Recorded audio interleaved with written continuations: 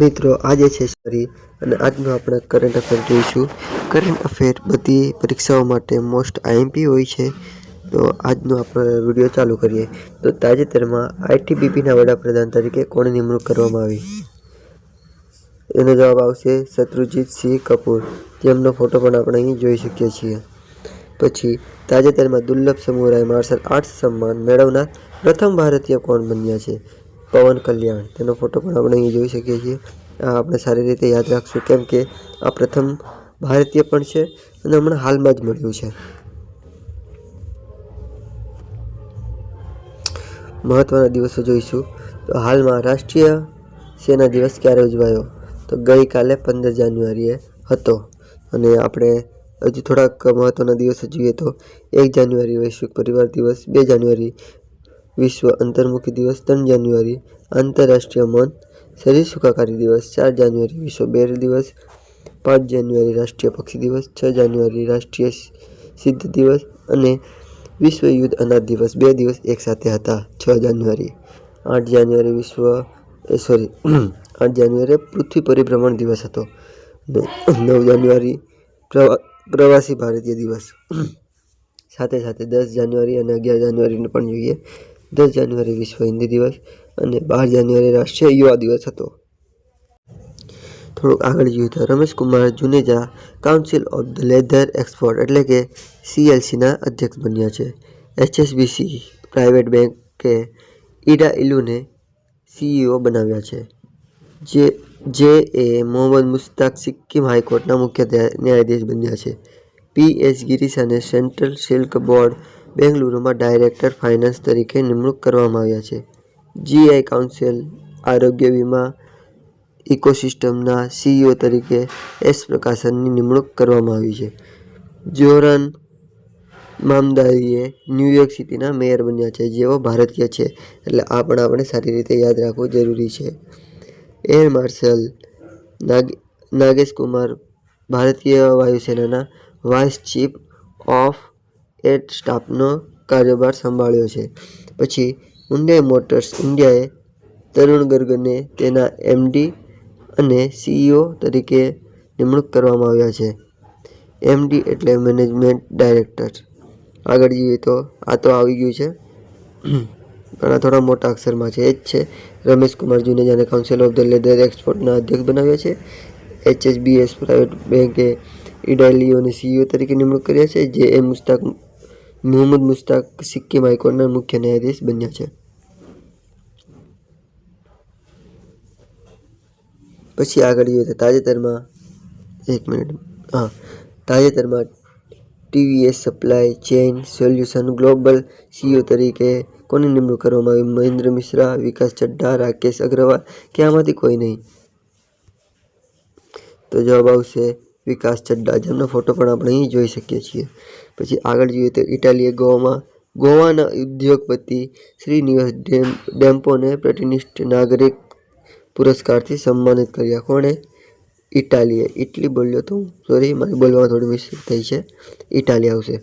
ઇટાલીએ ગોવાના ઉદ્યોગપતિ શ્રીનિવાસ ડેમ્પોને પ્રતિષ્ઠિત નાગરિકનું પુરસ્કાર આપ્યું છે. એવી રીતે આપણે યાદ રાખશું. પછી ભારતીય સેનાની મહિલા અધિકારી સ્વાતિ શાંતા કુમારને સંયુક્ત મહાસચિવનો એવોર્ડ 2025 એનાયત કરાયો છે. બરોબર. પછી વૈભવ સૂર્યવંશીને રાષ્ટ્રીય બાળ પુરસ્કાર એનાયત કરાયો છે. PM મોદીને ઇથોપિયાનું સર્વોચ્ચ ઉચ્ચ સન્માન ધ ગ્રેટ ઓનર નિશાન ઓફ ઇથોપિયા. તો અહીંયા આપણે યાદ રાખવું પડશે, કેમ કે આપણે ઇથોપિયાનું સર્વોચ્ચ સન્માન કયું છે એમ કોઈ પૂછે તો આપણે કહી દેવાનું કે ધ ગ્રેટ ઓનર નિશાન ઓફ ઇથોપિયા છે. અને જે PM મોદીને મળ્યું છે તે પ્રથમ ભારતીય છે જેને આ સન્માન મળ્યું છે.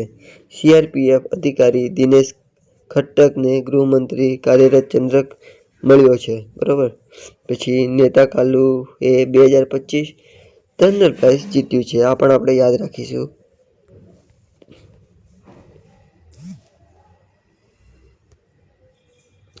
આગળ ભારતીય સેના મહારાષ્ટ્રમાં સાંજા શક્તિનો અભ્યાસ કરે છે. DRDOએ મહારાષ્ટ્રમાં તોપની હુમલા ક્ષમતા સાથે સ્વદેશી MPA TGMનું સફળતાપૂર્વક પરીક્ષણ કર્યું છે. અદાણી ગ્રુપે પુણેમાં Sharadchandra power centre of excellent in artificial ઇન્ટેલિજન્સનો પ્રારંભ કર્યો છે.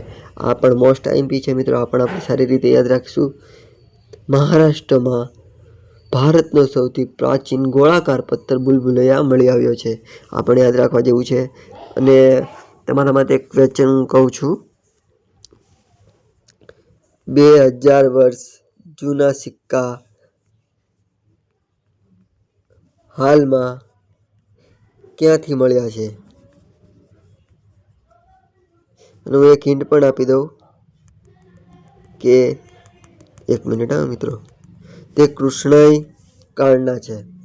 એટલે કૃષ્ણય વખતના છે, કૃષ્ણય કાળના સિક્કા છે. અને બીજું પણ હું કહી દઉં કે તે ભારત નથી, એટલે કોઈ વિદેશ જ છે. તો આ તમારે મને કરવાનું છે કોમેન્ટ. જેની કોમેન્ટ સાચી હશે આપણે તેને પિન કરીશું. આગળ આપણે જોઈએ, મહારાષ્ટ્રના સાંગલીમાં એક સમર્પિત કિસ્મી સંશોધન કેન્દ્ર સ્થાપવામાં આવ્યું છે. વૈશ્વિક બેંક જાયન્ટ JP મોર્ગન મુંબઈમાં એશિયાનું સૌથી મોટું ગ્લોબલ કેપેબલ સેન્ટર સ્થાપે છે. આ પણ આપણે યાદ રાખીશું. મહારાષ્ટ્રમાં મહાક્રાઇમ OS AI લોન્ચ કર્યું છે. આ પણ આપણે સારી રીતે યાદ રાખીશું. પછી તાજેતરમાં કલકત્તા હાઈકોર્ટના નવા ન્યાયાધીશ તરીકે કોણ ભૂમિકા ભજવી રહ્યા છે? તો તેનો સાચો જવાબ જ આપણે ડાયરેક્ટ જોઈ લઈએ, S સુયજપાલ. તેમનો ફોટો પણ આપણે અહીંયા જોઈ શકીએ છીએ.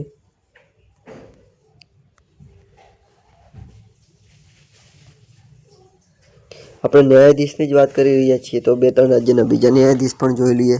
કેરળ હાઈકોર્ટના ન્યાયાધીશ J સેમન સેન, પછી પટના હાઈકોર્ટના કુમાર સાહુ, પછી જસ્ટિસ રેવતી મોહિતે ડરેને મેઘાલયના હાઈકોર્ટના ન્યાયાધીશ બનાવ્યા છે.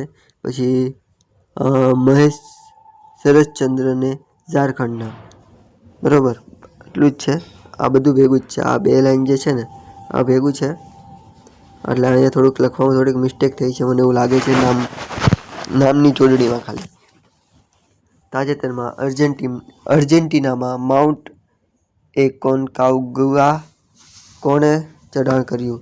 તેનો જવાબ આવશે અરિત્રા રોયે. આગળ જોઈએ,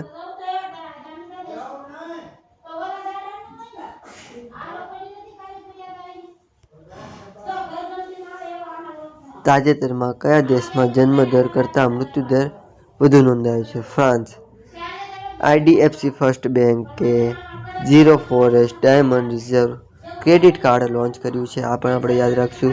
ગૂગલ પે એક્સિસ બેંક સાથે ભાગીદારીમાં તેનું પ્રથમ ક્રેડિટ કાર્ડ લોન્ચ કર્યું છે.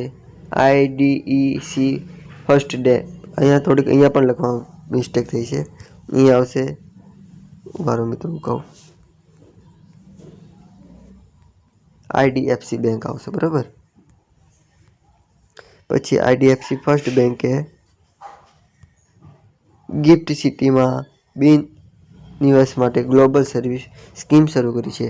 SBIના મેનેજિંગ ડાયરેક્ટર હવે અશ્વિની કુમારનો જે કાર્યભાર આપેલો હતો તે હજુ 2 વર્ષ વધારી દીધો છે.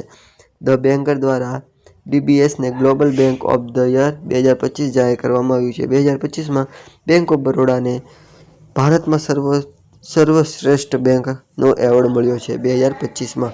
આ પણ આપણે યાદ રાખીશું. પછી આગળ જોઈએ તો RBIએ ફિનો પેમેન્ટ બેંક SFBમાં રૂપાંતરણ માટે સૈદ્ધાંતિક મંજૂરી આપી છે. અને આપણે એક મોસ્ટ આઈએમપી આપણે જોઈએ, SBIનું માર્કેટ કેપ $100 અબજને પાર થઈ ગયું છે. પછી મિત્રો આ છે એ આપણે આગળ જોઈ લીધું છે, એ જ છે જોયેલું. એકવાર આપણે જોઈ લઈએ. એક સેકન્ડ. હા, ઇટાલીએ ગોવાના ઉદ્યોગપતિ શ્રીનિવાસ ડેમ્પોને પ્રતિષ્ઠિત નાગરિક બનાવ્યા છે. સ્વસ્તિક શાંતા કુમારીને સંયુક્ત મહાસચિવનો એવોર્ડ મળ્યો છે 2025. પછી વૈભવ સૂર્યવંશીને બાળ પુરસ્કાર મળ્યો. પીએમ મોદીને ઇથિયોપિયાનું સર્વોચ્ચ એટલે અત્યાર સુધીનું સર્વોચ્ચ સન્માન ધ ગ્રેટ ઓનર નિશાન ઓફ ઇથિયોપિયા મળ્યું છે, જે ઇથિયોપિયાનું સૌથી મોટું સન્માન કહી શકાય. પછી આ નેના કાલુને 2025માં ટનલ પ્રાઇઝ મળ્યું છે. પછી આપણે આગળ જોઈએ તો તાજેતરમાં પ્રકાશિત નીતિ આયોગ નિકાસની તૈયારી સૂચક 2024માં કોણ ટોચ ઉપર રહ્યું છે? તો જવાબ આવશે એમાં મહારાષ્ટ્ર. અને મહારાષ્ટ્ર વિશે આપણે થોડું જોઈએ તો ત્યાંનું કેપિટલ છે દિલ્હી, સીએમ છે દેવેન્દ્ર અને ગવર્નર છે આચાર્ય દેવદત્ત.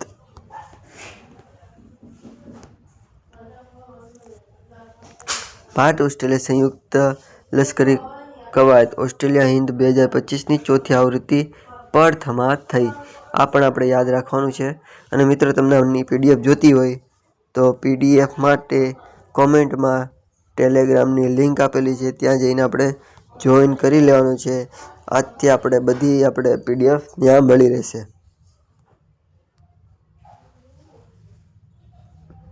આગળ, ઓસ્ટ્રેલિયાએ સંરક્ષણ મજબૂત કરવા માટે MQ-28A ઘોસ્ટ બેટ ડ્રોન, આ નામ આપણે થોડુંક યાદ રાખી લેવું, કેમ કે આવું નામ અટપટું છે અને અટપટા નામ પરીક્ષામાં પૂછાતા જ હોય છે. જે વિકસાવ્યું છે તે ડ્રોનનું નામ છે, બરાબર. ઓસ્ટ્રેલિયન ખેલાડી મિશેલ સ્ટાર્કે T20 આંતરરાષ્ટ્રીય ક્રિકેટમાંથી નિવૃત્તિ લઈ લીધી છે. પછી તાજેતરમાં દિલ્હી યુનિવર્સિટીમાં ડ્રગ મુક્ત કેમ્પસ અભિયાનનું ઉદ્ઘાટન કોણે કર્યું? સીપી રામન. તો આજનો બીજો ક્વેશ્ચન હું પૂછું છું કે સીપી રામન, રામકૃષ્ણ છે પણ હું એમને ટૂંકમાં રામન જ કહું છું. રામન ભારતના કયા પદમાં બેઠા છે? એ શું છે? તેમનું કાર્ય શું છે? એ તમારે મને કોમેન્ટ કરવાનું છે, બરાબર. પછી આગળ જઈએ તો તાજેતરમાં પ્રથમ મેડ ઇન ઇન્ડિયા એક પ્લેટફોર્મ કોણ લોન્ચ કરશે? જીઓ, મુકેશ અંબાણીની કંપની, બરાબર. છત્તીસગઢના કોરબાનામાં કોલ ઇન્ડિયાના પ્રથમ સંયુક્તપણે મહિલા સેન્ટર સ્ટોર યુનિટનું ઉદ્ઘાટન થયું છે. પછી છત્તીસગઢ સરકારે તમામ જિલ્લાઓમાં જેલના કેદીઓ માટે યોગ અને સુદર્શનની પ્રક્રિયા શરૂ કરી છે. આગળ જોઈએ તો એલિસા હેલીએ આંતરરાષ્ટ્રીય ક્રિકેટના તમામ ફોર્મેટમાંથી નિવૃત્તિ જાહેર કરી છે. ઓસ્ટ્રેલિયા વિશે થોડું જોઈએ તો ઓસ્ટ્રેલિયાની કેપિટલ છે કેનબેરિયા, કરન્સી છે ઓસ્ટ્રેલિયન ડોલર અને પીએમ એટલે પ્રાઇમ મિનિસ્ટર છે એન્થોની. પછી તાજેતરમાં અપાર આઈડી બનાવવામાં કયું રાજ્ય મોખરે રહ્યું છે? તો જવાબ આવશે છત્તીસગઢ. પીએમ મોદીએ છત્તીસગઢના વિધાનસભામાં નવા ભવનનું ઉદ્ઘાટન કર્યું છે. છત્તીસગઢમાં કાળિયાને પુનઃ પ્રવેશની યોજના સફળતાપૂર્વક અમલમાં મુકાઈ છે. છત્તીસગઢનો બાલોદ જિલ્લો ભારતનો પ્રથમ સત્તાવાર રીતે બાળ લગ્ન મુક્ત જિલ્લો બન્યો છે. આ પણ મોસ્ટ આઈએમપી છે. ખેલો ઇન્ડિયા ટ્રાયલ્સ ગેમ 2026 છત્તીસગઢમાં જ યોજાશે. છત્તીસગઢના બસ્તરમાં એક ગામડાના ઉત્સવમાં બાઇસન હોર્ન મર્યા નૃત્ય રજૂ કરવામાં આવે છે. આ પણ મોસ્ટ આઈએમપી છે. એવું નથી કે હું મોસ્ટ આઈએમપી કહું એ જ કરવાનું છે. હું મોસ્ટ આઈએમપી બોલું છું એ તમારે તો ફરજિયાત યાદ રાખવાનું છે. તે સિવાય આ પીડીએફમાં જેટલી વસ્તુ છે ને, આ હું તમને પીડીએફ આપીશ, એમાં જેટલી વસ્તુ છે એ બધી આપણે યાદ રાખવી જરૂરી જ છે. આગળ, ઓસ્ટ્રેલિયા 21 ડિસેમ્બરને પ્રતિબિંબ દિવસ તરીકે જાહેર કરે છે. ઓસ્ટ્રેલિયા 16 વર્ષથી ઓછી ઉંમરના બાળકો માટે વિશ્વનો પ્રથમ સોશિયલ મીડિયા પ્રતિબંધ લાગુ કર્યો છે. ઓસ્ટ્રેલિયાની વિક્ટોરિયા યુનિવર્સિટી 2026 સુધીમાં ગુરુગ્રામમાં તેનું પ્રથમ ભારતીય કેમ્પસ ખોલશે. આ પણ આપણે યાદ રાખીશું. મહારાષ્ટ્રના સાંગલી, આ તો આવી ગયું છે મિત્રો. તાજેતરમાં અમેરિકાએ કયા દેશ સાથે વેપાર કરતા દેશો પર 25% ડ્યુટી એટલે કે ટેક્સ, ડ્યુટી એટલે ટેક્સ જ થાય, બરાબર છે, ટેક્સ વધાર્યો છે? તો ઈરાન સાથે જેટલા દેશો આયાત નિકાસ કરે છે તેમના પર 25% ટેક્સ કોણે વધાર્યો છે? તો અમેરિકાએ. તો ઈરાન વિશે થોડુંક જોઈએ આપણે. તો ઈરાનનું કેપિટલ છે તેહમાન, કરન્સી છે તેહમાન રિયલ, પ્રેસિડેન્ટ છે મોસુદ પેઝેરિખાન. બરાબર.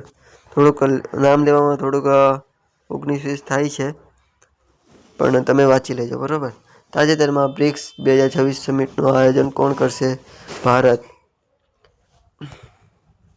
ભારતીય સેનાએ તાજેતરમાં કયા રાજ્યમાં શાંત શક્તિ કવાયતનું આયોજન કર્યું છે? મહારાષ્ટ્ર. મહારાષ્ટ્ર વિશે તો આપણે આગળ જ જોઈ ગયા તેમ જ છે.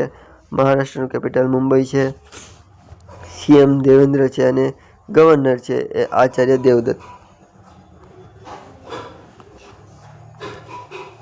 અને આ પણ આપણે જોઈ લીધું છે. DRDOએ મહારાષ્ટ્રમાં સ્વદેશી સ્થાપી છે. પછી અદાણી ગ્રુપે પુણેમાં Sharadchandra power centre of excellent in artificial ઇન્ટેલિજન્સનું પ્રારંભ કર્યું છે. અને મહારાષ્ટ્રમાં જ ભારતનો સૌથી પ્રાચીન ગોળાકાર પથ્થર બુલબુલ મળી આવી છે. બરાબર. તો મિત્રો, આજનો વિડીયો તમને કેવો લાગ્યો છે તમારે કોમેન્ટ કરવાની છે. બરાબર. 1 મિનિટ હા મિત્રો. હા, તો હું થોડુંક બોલવામાં છે ને ખચાઈ રહ્યો છું, તે માટે પહેલાં સોરી. અને તમને આજનો વિડીયો કેવો લાગ્યો કોમેન્ટ કરજો. અને મેં 2 ક્વેશ્ચન પૂછ્યા છે, તેના સાચા જવાબ કોમેન્ટમાં લખવાના છે. જેના સાચા જવાબ હશે તેને આપણે પિન કરી દઈશું. અને તમને મારો વિડીયો ગમ્યો હોય તો સબસ્ક્રાઈબ કરી દેજો. અને આ જે અમારી બોલવામાં થોડીક મિસ્ટેક થાય છે એને હું સારી રીતે થોડા દિવસમાં સુધારી લઈશ. તો ફરીથી તમને એકવાર કહું છું, સોરી ગાઈસ. તો આજનો વિડીયો તમને કેવો લાગ્યો કોમેન્ટમાં બતાવજો. અને ચેનલ પર ન હોય તો ચેનલ સબસ્ક્રાઈબ કરીને, લાઈક કરીને, બેલ નોટિફિકેશનને ઓન કરી દેજો. મળશું કાલે એક નવા વિડીયો સાથે. ત્યાં સુધી બાય બાય, ટેક કેર.